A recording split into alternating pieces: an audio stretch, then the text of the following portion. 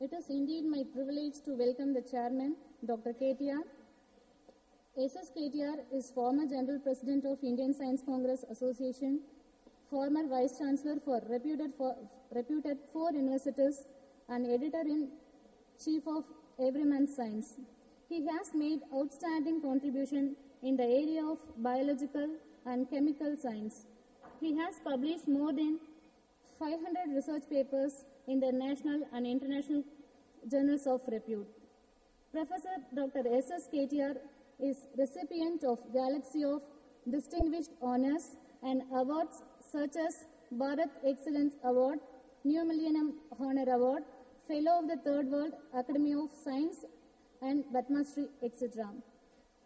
With a generous donation from Professor S.S. KTR Charitable Society, the Indian Science Congress Association instituted S.S. KTR Endowment Lecture Award in 2003 to 2004 to be given annually to an eminent scholar for original contributions in the field of biological and chemical science. We are very pleasant and honored to have you here, sir. As we step into the Nobel Laureate Lecture of the 98th Indian Science Congress, I extend a warm welcome to all the dignitaries on and off the dais.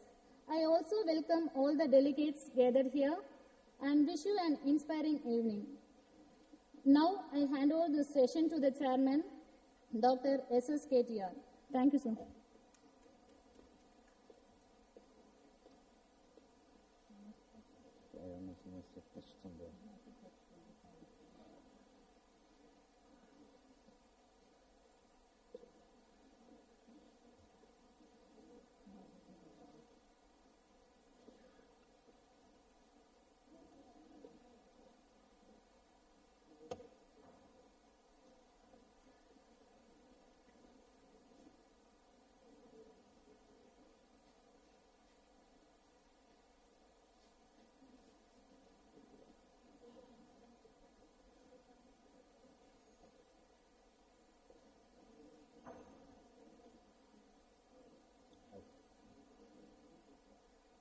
I won't touch anything.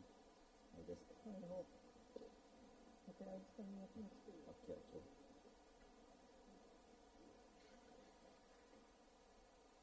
Distinguished scientists, distinguished delegates of the Indian Science Congress, invited guests, ladies and gentlemen, it is an extreme privilege and honor for me to be a part of this lecture by Dr. Ada Yonath, Nobel laureate of 2009. She received the Nobel Prize in Chemistry along with Dr. Venki Ramakrishnan and Dr. Thomas Stites for her studies on the structure and function of ribosome. She became the first Israeli woman to win the Nobel Prize out of 9 Israeli Nobel laureates. She is also the first woman in 45 years to win the Nobel Prize for Chemistry. At present, Dr. Ada Yonath is the director of Helen and Milton Kimmelman Center for Biomolecular Structure and Assembly of Weizmann Institute of Science, Israel. Her scientific career has spanned through several institutions all over the world. Prominent among them are Carnegie Mellon University, MIT, Harvard University, where she worked in the laboratory of William Lipscomb Jr., Max Planck Institute for Molecular Genetics, Berlin, and Weizmann Institute of Science, Israel. She is especially known for her development of cryobiocrystallography. She has a very long list of awards and honors which have been bestowed on her. She is a member of the National Academy of Sciences, member of the American Academy of Arts and Sciences, European Academy of Sciences, European Molecular Biology Organization, and many others. She has a very long list of awards. I'll just name three of the recent ones: the Wolf Prize in Chemistry in 2006, L'Oreal UNESCO Award for Women in Science in 2008, and the Nobel Prize in Chemistry 2009. I invite Dr. Ada Yonath to mesmerize this audience with her lecture on the amazing ribosome. Dr. Yonath.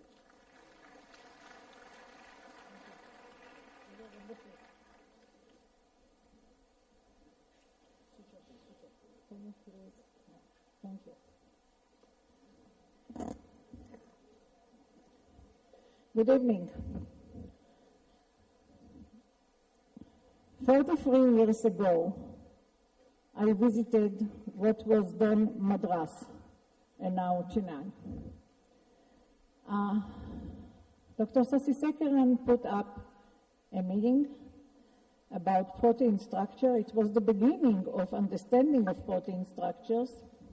And actually, I had encountered earlier work together with Dr. G.N. Ramachandran. So for me to come back here is a very big treat. And on top of everything, thank you very much for inviting me. This time I want to talk about some aspect of ribosomes.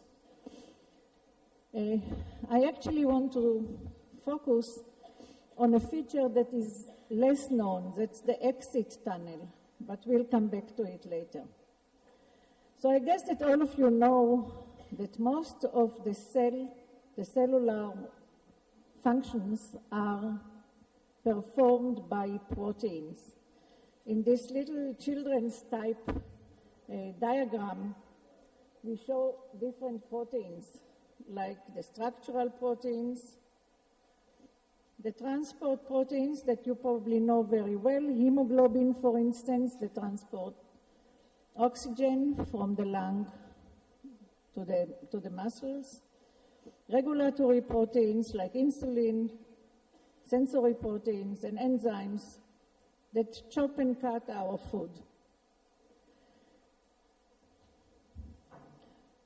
There are about 25,000 different types of proteins in the human body.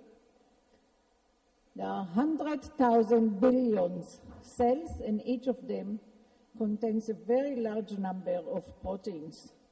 I'm telling all this to you because I want to transfer the importance of proteins. There are polymers of amino acids. There are 20 types of amino acids, and their sequence within the proteins determine the fold. Why is the fold important? Actually, in nature, structure or fold is function. And I have a very, very simple example for it, a paper clip. Here is a paper clip in the fold that it can make its function. Here it's the same paper clip, but the fold is different. So is here. Function is out of a question. It can't do it, although it is exactly the same material, the same compound, just not folded correctly. Fold in nature is very important. Let me talk for a second about proteins. I earlier had some discussion with younger people here, and I found out that I better explain what is a peptide bond. So a peptide bond is the connection between two amino acids, and when they are connected, like in here, this will be the peptide bond between this part and this part of two adjacent amino acids. And in a polymer, they look like that. And you notice that there are here little circles. I hope that you can see it. These are the possible rotations. So the protein fold is determined by these rotations that are called phi and psi. this and this one. And the rules, overall, the universal rules for these rotations, which ones are allowed and which ones are not allowed, have been discovered by the Indian superb scientist G.M. Ramachandran. So these are the phi and psi up and down, and the Ramachandran work can be shown in just one figure, which is called, Ramachandran plot, which shows which phis and which phis and psis are allowed in proteins, and which type of structure they will lead to. So if phi and psi is in this area, both are in this area, we will have a beta sheet. And for those of you that are not acquainted what is beta sheet and alpha helix, here you can see a beta sheet and an alpha helix, and the way we like to draw it now, globular proteins with lots of curls, these are the alpha helix, and arrows, these are the beta sheet. It's the way to show the fold of a protein, which, as I said earlier, is very important for its function. So there are polymers, and there are 20 types, I say this. And the fold that is so important, which is carefully designed for facilitating the protein task, is actually embedded in the gene. The genome that codes for a fold has the instructions for the sequence of the amino acids which determine the fold. That's the story, and now the question is how the information from the genome is expressed in proteins. Genomes are a part of DNA. They are packed in DNA. Most of DNA or part of DNA are genomes. Each gene is coding for a protein after being transcribed to a nucleic acid, which does not have to be double helical, can be single helix, and it's called messenger RNA. Now, the DNA is a very wise mechanism of storing the data, the information, because in the double helix, the information is not available for translation or for modification. Only when a piece of it has to be translated, it's being first transcribed to a single helix, which is available for the ribosome to use it and make a protein according to the sequence. So a huge number of ribosomes function in each living cell. For instance, mammalian cells may contain millions of ribosomes. In the liver, they can reach 6 million in one cell. Ribosomes are the biggest cellular factory, yet there are many, many of them working in each cell.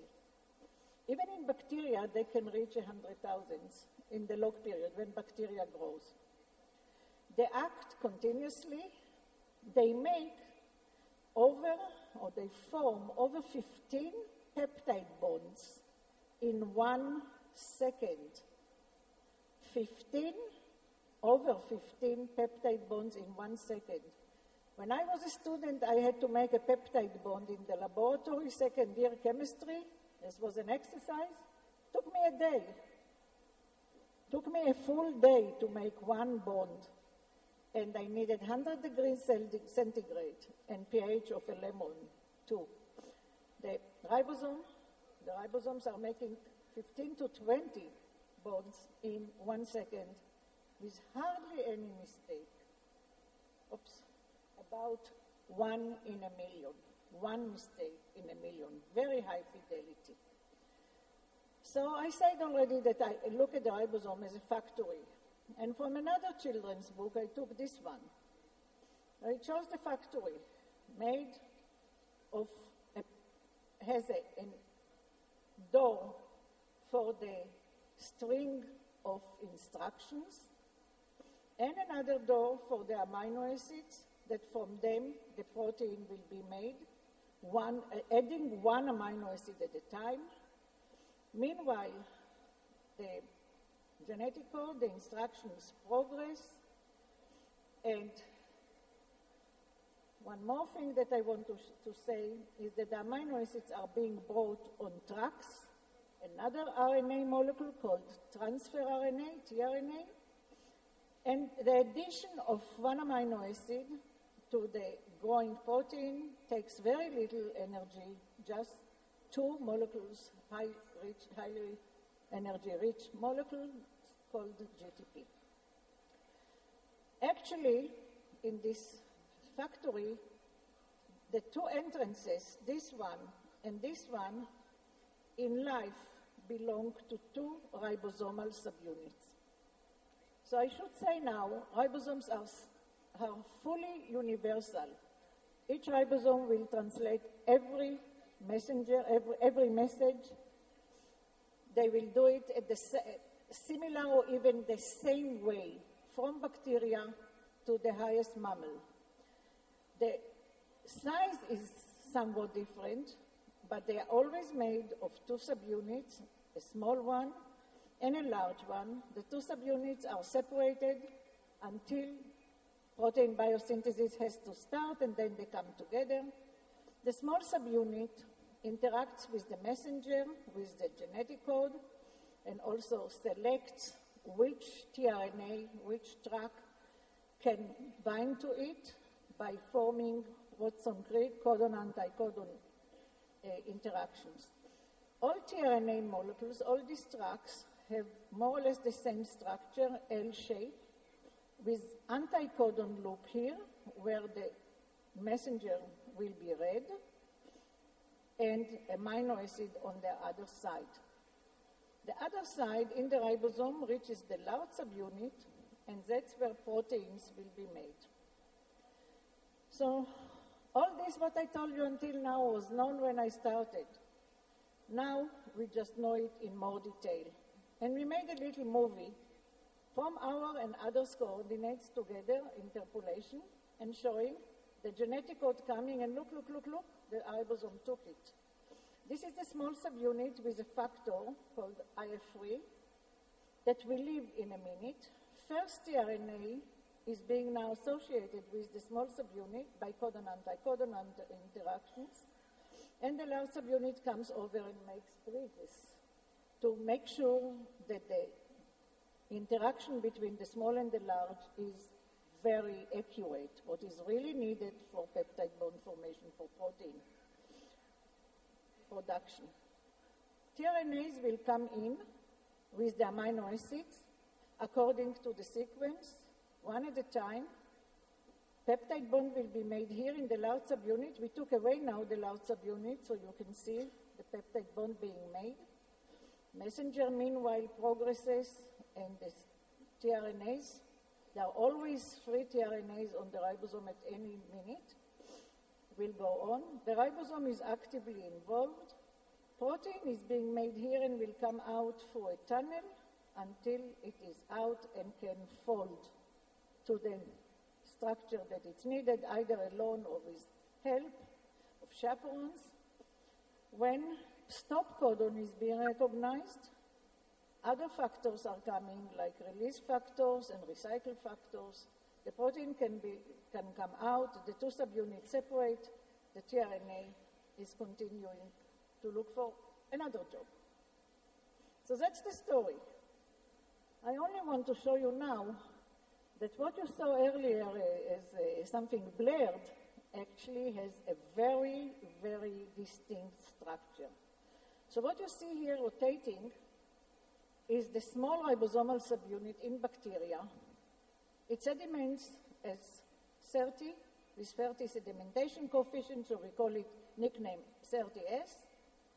Its task is to decode the genetic code. Its molecular weight is 0.85 megadalton. It contains 1 RNA chain with about 1,600 nucleotides, depending on the source, and 21 different proteins, again, up to 21, depending on the source too.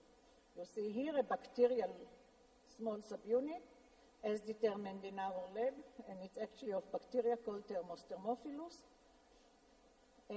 In higher animals, as I said earlier, they are larger, but they do the same job. Large subunit, or maybe I should, sorry, I didn't say. The RNA here is shown in silver, and each curly thing, these are the proteins, ribosomal proteins. As I said, there are up to 21. Each of them is in a different color. Colors have no meaning except for to differentiate between them. Same color code for the rotating large subunit. In bacteria, it sediments as 50S. It is much larger, molecular weight of 1.5 megadalton. It has 2 RNA chains, one very large of about 2,800 nucleotides, and the other rather small, 200, and up to 34 different proteins. The task of the large subunit, as I said earlier, is peptide bond formation, nascent chain elongation, and protection. And in the movie, you could see really nicely the protection through a tunnel in the large subunit. Almost all proteins in the world have globular shape. Not all, but almost. In ribosomes, they're a little bit different. They have globular pieces, but they also have very large, very long extensions, either at the terminals, N or C terminal, the two edges of each protein, or they have internal, very long loops. And this is a unique, almost unique, not fully unique, but almost unique property of ribosomal proteins that exist like they are together with the RNA in this very complicated structure that you just saw. And I want to show you what I mean.